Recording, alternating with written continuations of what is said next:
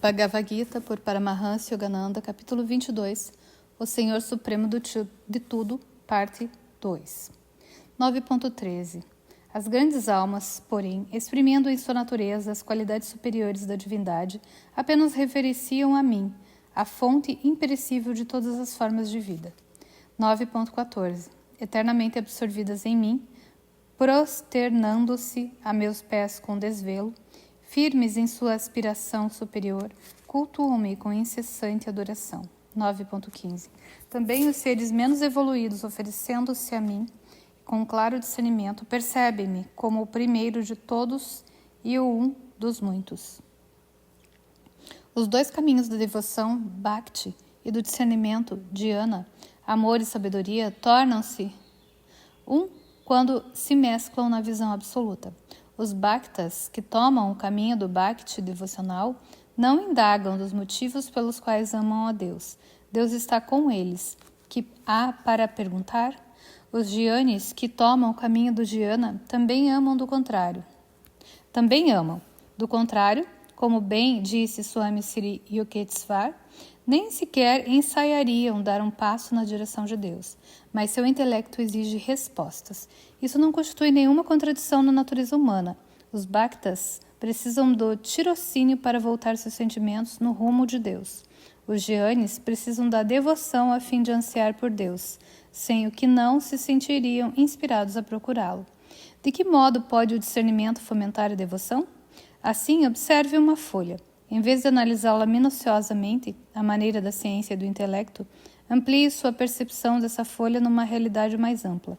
Longe de querer comprimir a percepção numa definição, como que para inserir a folha num catálogo, pense nas muitas coisas maravilhosas que vê nesta, por exemplo, o fato de uma coisa tão simples poder ser reproduzida pelos seres humanos de incontáveis maneiras, sem nunca estar mais viva que uma escultura de pedra. Que impulso de vida engendrará uma folha? Poderá sua forma estar já contida na semente? Mas como? Não haverá uma ideia oculta na folha que por fim se expanda para lhe dar contorno único entre tantas outras? E que impulso formidável haverá na própria vida para produzir um objeto tão pequeno, tão frágil, que continue perpetuamente, apesar de tantas folhas caídas, a animar outras? Que consciência no universo foi capaz, talvez desde o princípio, de visualizar aquela folha? Saberia, em meio às brumas dos tempos primitivos, o que acabaria por realizar a cada etapa da evolução? Estaria o amor no âmago da primeira concepção da folha? Deus amará e fruirá o singelo ato da criação de uma folha? E quanto ao próprio homem? De onde vêm seus pensamentos? Será a reflexão mera resposta a impulsos subconscientes, talvez reprimidos, do corpo? Ou se dará o caso de que, como todos os homens, de uma maneira ou de outra, têm pensamentos idênticos e similares, exista algum reservatório cósmico de forças que os engendram? Desse modo, perquirindo cada vez mais profundamente as causas e a natureza das coisas, o discernimento pode transformar-se, em lugar de um caminho de investigação estéril, uma vereda de amor. Olha só o que eu li, né? Vou ler de novo até para ninguém pensar besteira. Desse modo, perquirindo cada vez mais profundamente as causas e a natureza das coisas, o discernimento pode transformar-se, em lugar de um caminho de investigação estéril, numa vereda de amor. 9.16. Eu sou o ritual do sacrifício, sou o próprio sacrifício, sou as oblações ofertadas aos ancestrais, sou a erva medicinal, sou os mantras sagrados, sou a ghee, manteiga clarificada, oferecida nas cerimônias do culto, e sou também o fogo e o ato em si da oferenda. 9.17. Sou deste mundo, pai, mãe, ancestral, mantenedor. Sou aquele que sacrifica, sou o objeto de todo conhecimento, sou o Om cósmico. Sou a tradição dos 3 Vedas, Rig, Ayur e Sama. 9.18. Sou a meta suprema, o sustentáculo, Senhor, a testemunha, a morada, o refúgio, o amigo único. Sou a origem, a dissolução, o alicerce, o repositório cósmico e a semente imperecível. 9.19. Envio o calor, mando ou retenho a chuva. Sou a imortalidade e a mortalidade. Sou tanto o ser quanto o não ser. Sat e Asat. Se pensa que Deus existe, ele é a existência. Se um ateu o toma por não existente, ele é a própria não existência. Nenhum pensamento pode ocorrer sem um amparo de sua presença. E é ele quem alimenta a fé e também a dúvida naqueles que a cultivam. Sem ele nada pode existir. Até o ato de rejeitá-lo é fomentado por sua consciência e energia. Sou ocupado demais para buscar Deus. É uma objeção frequente à meditação e a outras práticas espirituais. E se Deus, ponderava Yogananda, se considerasse ocupado demais para prestar atenção a você, no mesmo instante você deixaria de existir. Ainda assim, perguntei-lhe certa vez, poderá a alma ser destruída? E ele respondeu enfaticamente, impossível, a alma é parte de Deus. Como poderia Deus ser destruído? Quem fez Deus? É outra pergunta que comumente se faz. Yogananda respondia, você indaga isso porque vive na esfera da causação. Deus, porém, é a causa suprema. Existe em si mesmo. Presumir que uma coisa teve causa é aceitar necessariamente que com o tempo deixará de tê-la, ou seja, será destruída. Deus não vive nem deixa de viver, apenas é, sem causa, sem motivo, para além da afirmação, da negação, da aceitação e da rejeição. Sábios são aqueles que, contemplando-o, apenas se extasiam em silêncio. 9.20 Aqueles que praticam os rituais védicos ou outros, purificando-se nos ritos sama, ou me reverenciando por meio dos yagyas prescritas, fazendo tudo isso com vistas ao paraíso, alcançam-no. Podem, com efeito, adentrar no o reino de Indra, senhor dos deuses, onde fruem os prazeres da vida. 9.20 onde fruem os prazeres do céu.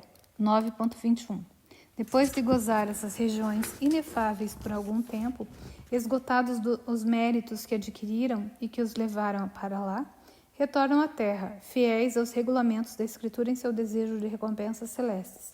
Repetem infindavelmente o ciclo de subida e descida.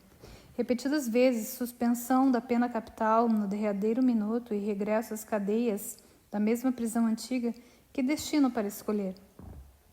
Ler as Escrituras, obedecer a seus mandamentos, a fim de agradar a Deus, mas não obter-lhe a graça.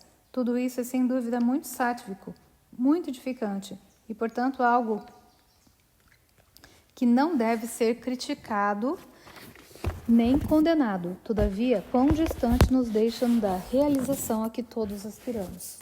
9.22 Daqueles que, ao meditar, tomam-me por sua própria essência com o coração, perenemente unido a mim graças ao culto interior incansável, supro as deficiências e torno permanentes os ganhos.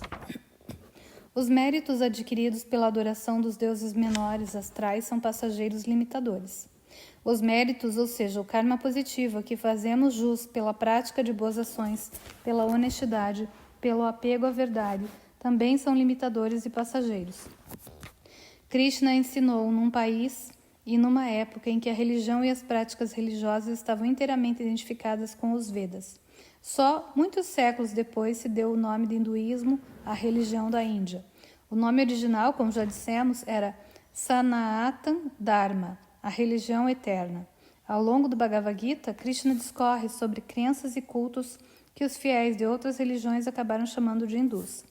As verdades que ele ensinou, porém, são atemporais e universais. Deve-se entender o Sanatana Dharma mais apropriadamente como o caminho espiritual do universo inteiro, a saber, para dentro e não para fora, por meio dos sentidos. Assim, adeptos de qualquer religião podem beneficiar-se em muito das lições do Gita, apenas substituindo expressões como rituais védicos pelas escrituras e práticas de sua própria crença. A adoração dos deuses pode ser encarada como uma reverência especial aos anjos. Não admitir a existência de nada acima do homem é condenar-se a uma insignificância verdadeiramente patética. Sempre devemos procurar crescer em compreensão e piedade. Desdenhar isso é decair, ou seja, restringir a consciência ao ego. Com efeito, não há imobilidade na vida. O movimento é um fato inelutável da existência manifesta. Mesmo a estagnação é uma forma de movimento, porque implica certa deterioração interior. Todavia, Sem ao menos o conceito de Deus, não há como imprimir um rumo definido ao movimento. A ciência explica que as antigas sociedades, sem percepção clara desse trajeto ascendente, transformam-se os deuses em figuras humanas com seus ciúmes, rivalidades, apetites e preconceitos característicos, sem a ideia de um Senhor Supremo a que alvo dirigiremos a seta do nosso discernimento? Portanto, as escrituras indianas aludem aos deuses inferiores, afirmando que o homem deve reverenciá-los e mesmo invocá-los. A humanidade está para os deuses assim como os animais inferiores estão para o homem.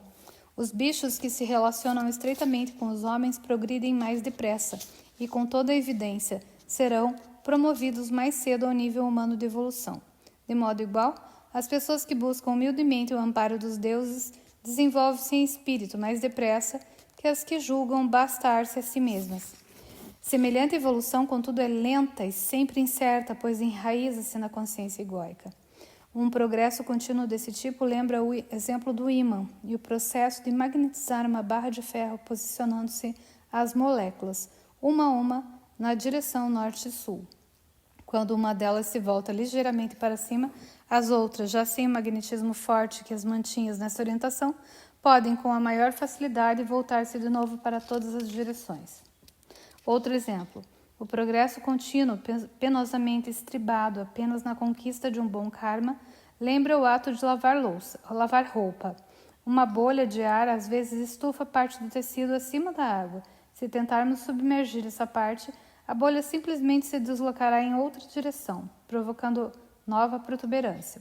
Da mesma maneira, concentrar-se na transformação de um karma mau num karma bom ou de um vício na virtude oposta só funcionará se apenas uns poucos elementos exigirem atenção, considerando-se, porém, o fato que o Bhagavad Gita deixa claro de que nossos cidadãos mentais são comparáveis em número à variedade, à população de um grande país.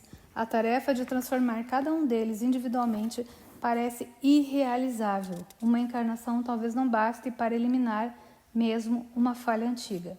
As regras das escrituras prescritivas e proibitivas são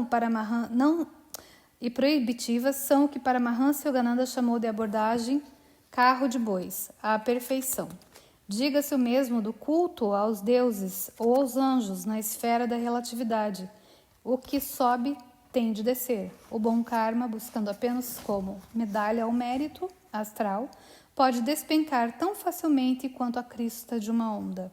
Assim, o ensinamento superior que Krishna expõe preceitua amar a Deus, o Espírito Infinito, acima de tudo. Ao meditar, torna-me por sua própria essência. Tomam-me por sua própria essência. Só Deus pode nos elevar acima dos relativismos dos méritos e deméritos kármicos para a esfera da paz e da liberdade absolutas do ser infinito. Continuaremos o mesmo capítulo no próximo capítulo.